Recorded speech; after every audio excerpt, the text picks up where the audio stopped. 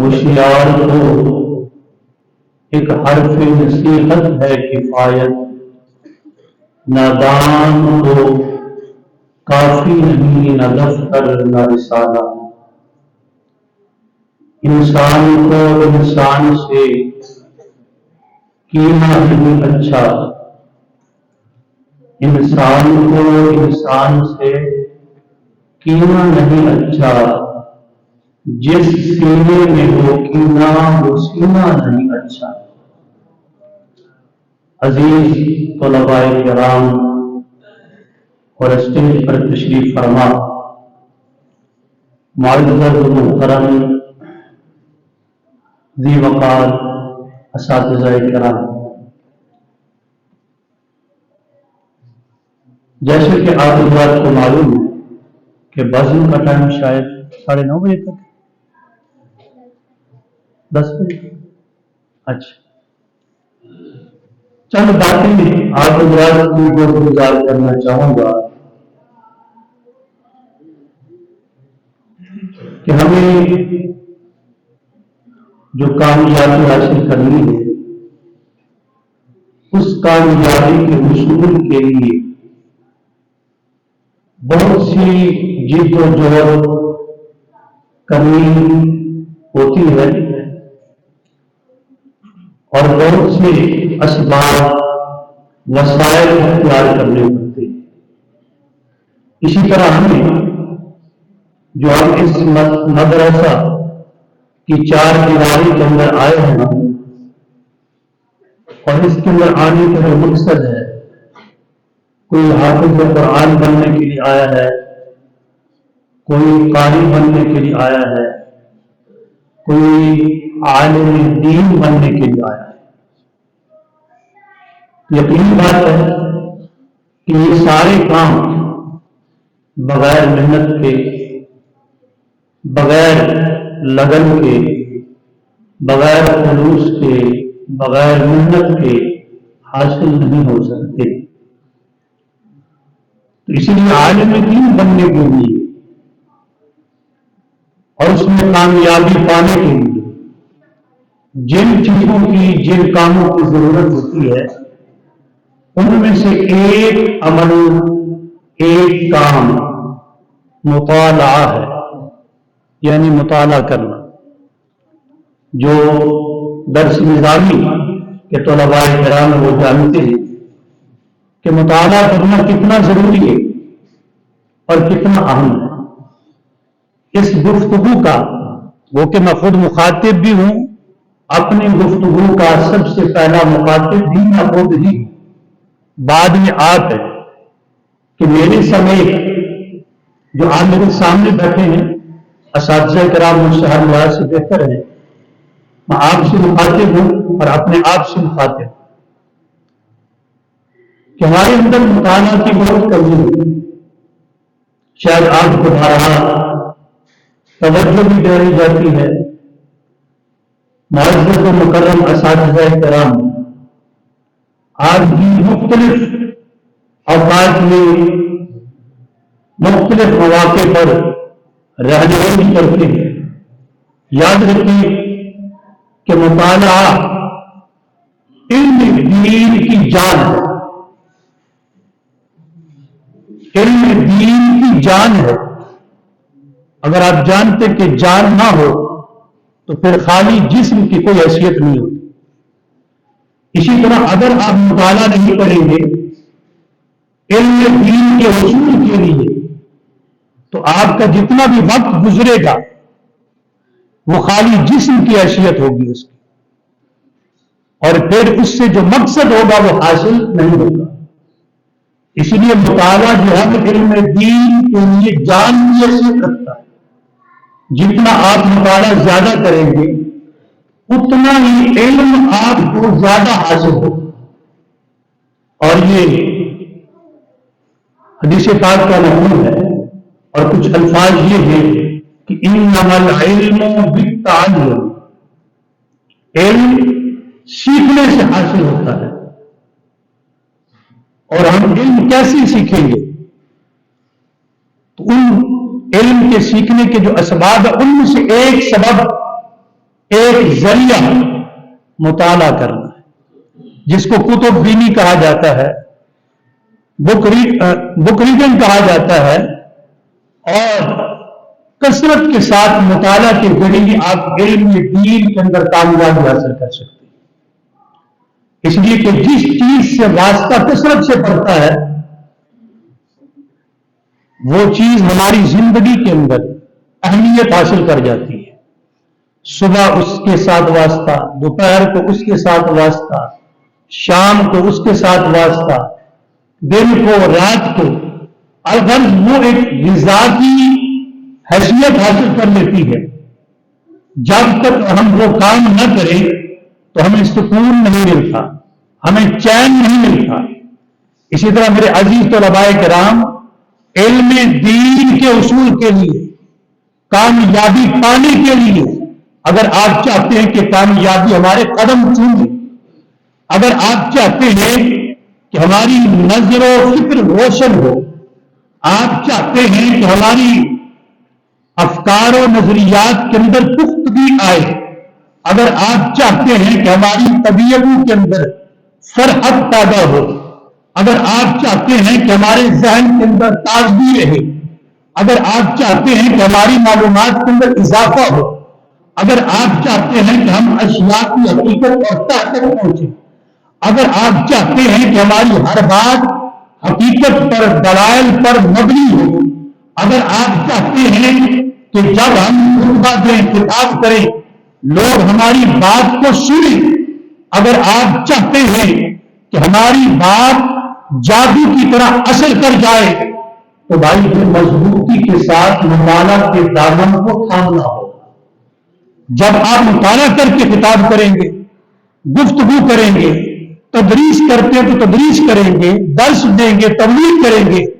تو اللہ خالق کے کائنات اس کے اندر تاثیر پیدا فرمائے گا۔ اور مطالعہ کس طرح جیسے ہم کرتے ہیں اس طرح کچھ حاصل نہیں ہوگا۔ جیسے کہ بزرگ فرماتے ہیں کہ آپ اپنے وقت کا کل دو گے تو پھر جا کر تمہیں علم کا جز حاصل ہوگا۔ اسی طرح کتاب کے بارے میں بھی ہے کہ کتاب کو، کتاب کا جتنا وقت بنتا ہے آپ وہ دیں گے تو پھر کتاب بھی اپنے اسرار و رموز تمہارے اوپر کھولے۔ اسرار و رموز کا مطلب یہ ہے کہ اس کی برکتیں حاصل ہوگی۔ کتاب کے سینے کے اندر جو علم کے موضوع ہیں وہ ہمیں حاصل ہوگی۔ بصورت دیگر آپ کا وقت گزر جائے گا، آپ چلے جائیں گے،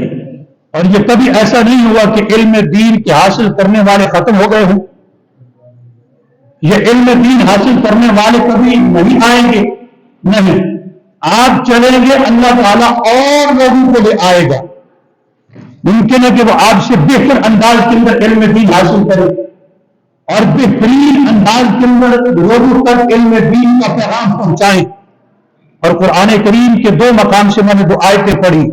ان کا مفہوم بھی یہی بنتا ہے۔ پارہ نمبر 5 سورہ نساء کے اندر موجود ہے، فرمایا کہ اِن یشاء یذھبکم ایھا الناس ویأتی بآخرین، اے لوگوں اگر وہ چاہے تو تمہیں لے جائے اور دوسرے لوگوں کو لے آئے۔ یعنی اگر ہم آج قدر نہیں کریں گے علم دین کی، اپنے وقت کی،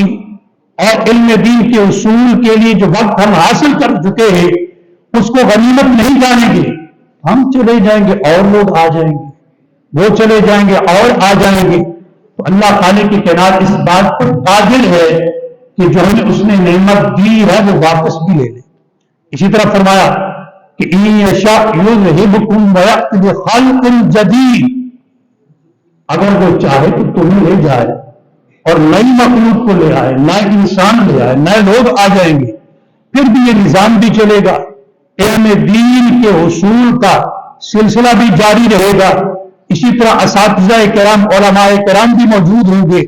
پڑھنے پڑھانے والے بھی ہوں گے۔ لیکن سوال یہ ہے کہ ہمیں جو اللہ نے یہ وقت دیا ہے، یہ ادارے کی صورت کے اندر یہ بہترین درس گاہی ہے، اساتذہ کرام کی صورت کے اندر بہترین ہمیں محسن معلمین ملے ہیں سکھانے کے لیے، اور والدین ہمارے ساتھ تعاون کرتے ہیں، خرچ بھی کرتے ہیں. اگر ہم نے ان چیزوں کی قدر نہ کی تو ہمارے سینے علم سے خالی رہ جائیں گے, ہمارے سینے برکتوں سے خالی رہ جائیں گے, ہمارے سینے روحانیت کے فیض سے خالی رہ جائیں گے. اسی لیے میرے عزیز یہ قرآن کا اصول ہے کہ جو جس نعمت کی قدر نہیں کرے گا وہ نعمت اس سے ختم ہو جائے گی, لیکن یہ نہیں ہوگا کہ اس نعمت کو حاصل کرنے والے ختم ہو جائیں اور لوگ آئیں گے